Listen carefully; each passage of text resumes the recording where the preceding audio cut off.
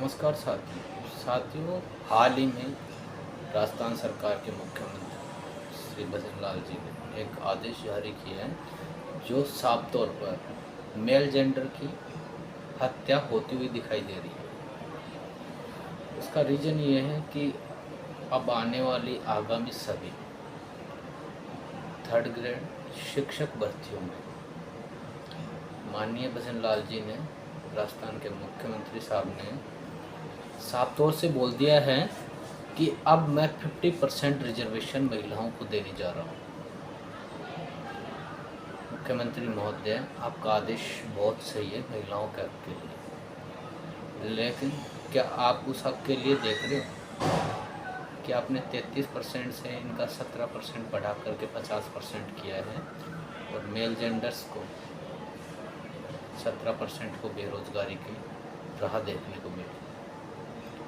आपसे पहले भी कोई सी भी सरकार रही हो, चाहे भाजपा रही हो, चाहे कांग्रेस रही हो, एक वैकेंसी आती है, उसको 5-6 साल पूरा होने में लग जाता है। जॉइनिंग तक का प्रोसेस, मतलब एप्लीकेंट ऑनलाइन होने से लेकर के, फॉर्म अप्लाई होने से लेकर के जॉइनिंग तक का प्रोसेस मिनिमम 4 से 6 साल के बीच का रहा है। तो क्या इस दौर में जिस परिवार की जिम्मेदारी लड़के के ऊपर रहती है, उनको 17% बेरोजगार करना क्या आपके मायने में सही है? ठीक है, ये बात भी ठीक है, हम इस बात से भी संतुष्ट हो जाएंगे 50% होना चाहिए। लेकिन क्या आप एक रूल रेगुलेशन ऐसा ला सकते हैं कि जैसे एक जो नौकरी पैसा वाला जो लड़का है, गवर्नमेंट जॉब वाला जो लड़का है, एक बेरोजगार लड़की से, पढ़ी लिखी लड़की से शादी करता है, तो क्या आप एक नियम एक्ट ऐसा ला करके क्या महिलाओं को ये बाध्य कर सकते हैं, महिलाओं या पुरुषों को ये बाध्य कर सकते हैं कि जो नौकरी पैसा में जो महिला है वो एक बेरोजगार लड़के से शादी करेगी, चाहे वो शर्तें उसकी कुछ भी हो, भाई पढ़ा लिखा अच्छा हो, मेरे लेवल का पढ़ा लिखा हुआ होना चाहिए, शादी के बाद नौकरियां लगती हैं, वो एक अलग बात है। लेकिन कुछ ये नियम में ऐसा भी होने चाहिए, ऐसा नहीं है कि बेरोज़गार लड़के से शादी कर रही है, बेरोज़गार तो है, लेकिन उस टाइम में जब तक वो शादी कर रही है उस टाइम में उस लड़के का किसी न किसी चीज़ में सिलेक्शन नहीं हो, यानी साल 6 महीने के अंतर्गत उसका ऐसा नहीं हो कोई मेरिट अटक रही है, उसमें नंबर आया हुआ है और वो उसके साथ शादी कर रही है, उससे तो मतलब ही क्या हुआ भाई, वो तो रोज़गार पा चुका है, मेरिट अटकी हुई है, आज नहीं तो 10 दिन, 15 दिन, महीने, 2 महीने, 5 महीनों में वो क्लियर होके आए। एडवर्टाइजिंग है जो उसका मेरिट लिस्ट तो आएगी, उसको पता लग रहा है कि लड़की है जो आज नौकरी में लग गई है। लेकिन अगर जो गवर्नमेंट बाध्य ये करती है कि उसको बेरोजगार लड़के से शादी करनी पड़ेगी और शादी बाद लड़का लग जाता है तो कोई दिक्कत नहीं है। लेकिन उसका दूसरा विकल्प ये लोग ये भी ढूंढेंगे कि लड़का किसी मेरिट सूची में चयनित हो चुका है लेकिन अभी उसको ज्वाइनिंग नहीं हो रही है, तो वो भी विकल्प नहीं होना चाहिए उनमें। सबसे जब 33% होते हुए जो भारत की वेशभूषा थी वो इतनी बदल गई, तो 50% होगा तो कितनी बदली जाएगी। 33% होते हुए मैं बता रहा हूँ कि 0.001% महिलाएं या लड़कियां ऐसी है कि शादी के बाद में लड़के के माता पिता को साथ रखना पसंद करती है। पहली बात तो ये बोलती है कि मैं आपके माता पिता या मम्मी पापा के साथ नहीं रहूँगी, जबकि ये कहानियाँ उस टाइम की है जब लड़का जॉब में और लड़की बेरोजगार है। लड़की केवल पढ़ी लिखी है, अच्छी है, बीएड कर रखी है, एसटीसी कर रखी है, बीए कर रखा है या एमए एमएससी कर रखा है, ये उस लेवल तक की बात है। लेकिन अगर जब लड़कियां ये 50% रिजर्वेशन लेकर के वहाँ तक पहुँच जाएंगी तो ये तो साफ तौर से बात है, लड़के को ज़बरदस्ती धक्के मार करके माँ बाप को या तो शमशान घाट पहुँचाना पड़ेगा या किसी फिर वृद्धाश्रम छोड़ना पड़ेगा। तो आप 50% का एक्ट लाए हो, इसी तरीके से एक्ट ए ला करके भी लड़कों को खुशी का मौका दे दीजिए कि बेरोजगार लड़की को किसी भी हालत में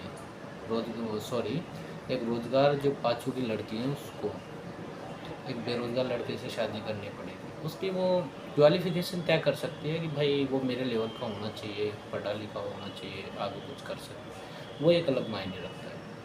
और एक जैसे लड़के तो करते ही आ रहे हैं, नौकरी पैसा वाला लड़का है वो तो बेरोजगार लड़की से शादी करता ही है। तो ये बहुत गंभीर चिंतित मामला है कि परिवार की खुशियाँ, परिवार का बहुत सारा एक मेल जेंडर के ऊपर ही होता है। उस मेल जेंडर को आप 17% और बेरोज़गार कर दिए।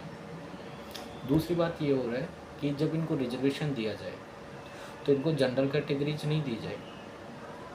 जैसे महिलाएं हैं, मान लो कि 200 सीटें निकली, 200 सीटों में 50% रिजर्वेशन जैसे जनरल का हो गया, फिर उसके बाद में ये सीटें होती हैं 40% ही बचा तो जनरल का EWS को देने के बाद में।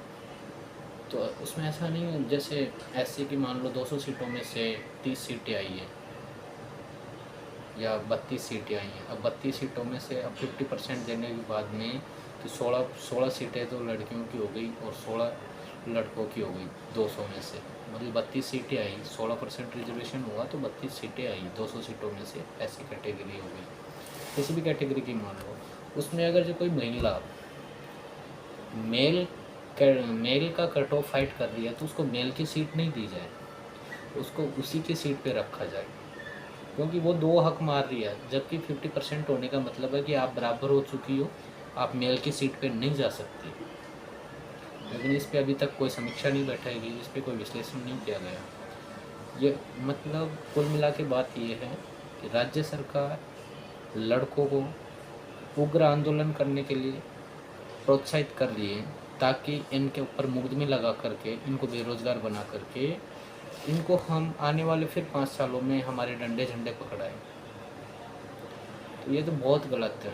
ये युवा जागेगा और एक दिन राजस्थान में टाइम रहते हुए इनमें कुछ संशोधन किया गया, नियम लागू किए गए तो अच्छी बात है, नहीं तो राजस्थान में एक दिन उग्र आंदोलन होगा जिसका खामियाजा राजस्थान सरकार को भुगतना पड़ेगा।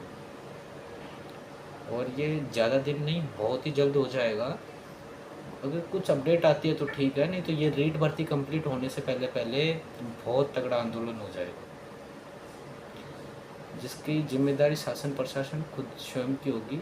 या फिर कुछ रूल रेगुलेशन बना दीजिए ताकि एक समानता पैदा हो सके। 50% ला करके आप समानता पैदा कर रहे हैं, बात सही है, लेकिन क्या जैसे बात इस जगह आ रही है कि एक बेरोज़गार लड़का से अच्छा पढ़ा लिखा लड़का है, उससे एक बेरोज़गार लड़की शादी नहीं करती। तो क्या अब ये समानताएं समाज में या मानव सभ्यता में बनी रहेंगी, या फिर कुछ होगा कि जो इसमें 50% रिजर्वेशन देने के बाद में ये एक्ट बनाया जाए कि गवर्नमेंट नौकरी पैसे वाला लड़का हो या लड़की हो, उसको बेरोज़गार लड़के या लड़की से शादी करनी होगी, तब तो कुछ समझ में आता है। 17% जब 50%, जब 33% इनको था और बाकी का 67% लड़कों का था, तब लड़के अभी तक बेरोज़गारी के धक्के खाते फिर रहे हैं और उनकी कोई रेस्पेक्ट नहीं है, ना तो घर में है ना समाज में है। और 50% देने के बाद है कि या तो सरकार उनकी जानबूझ के हत्या कर रही है या फिर वो खुद जानबूझ के आत्महत्या कर लेंगे। कितना क्या पढ़ेगा आज, 6-6, 8-8, 9-9 घंटे पढ़ने के बावजूद, कोचिंग टाइम के अलावा बात है, जब कोचिंग टाइम 5-4 घंटों का होता है, उसके अलावा 8-7 घंटे का टाइम स्टडी में देते हैं, उसके बावजूद लोगों के सिलेक्शन नहीं हो रहे। 67% लड़कों के पास होने के बावजूद, तो 50% होने के बावजूद वो लड़के क्या करेंगे?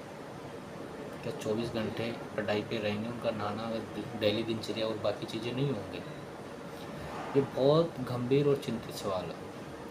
राज्य सरकार को इस पे एक बार एनालिसिस करना चाहिए और इस मुद्दे पर कुछ ना कुछ संशोधन करके नियम को एक सुदृढ़ और जनता के हित के लिए, छात्र हितों के लिए सुयोग्य बनाना चाहिए।